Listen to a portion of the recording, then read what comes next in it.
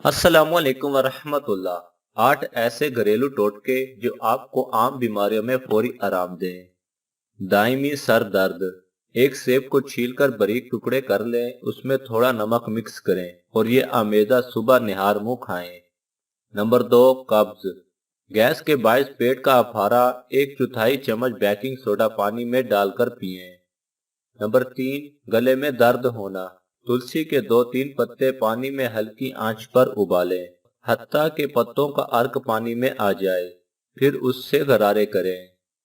Number 4, मुंह का ulcer, मुंह में जख्म हो जाना।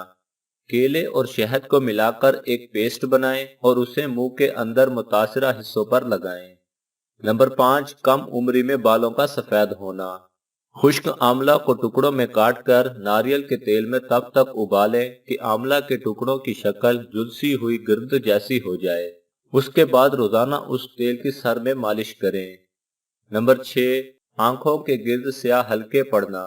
ग्लिसरीन में माल्टे का रस मिलाकर आंखों के गिर्द मुतासरा जिल्द पर लगाएं। नंबर 7, सर में खुश्की और सिकरी आना। नारियल के तेल में खोर मिलाएं और सोने से कबल सर में लगाएं। रोजाना ये अमल दोहराएं। बुलंद फशार खून, हाई ब्लड प्रेशर। दूध के साथ आंवला खाने से ब्लड प्रेशर कम होता है। सुबह के वक्त इस्तेमाल करना ज्यादा बेहतर है।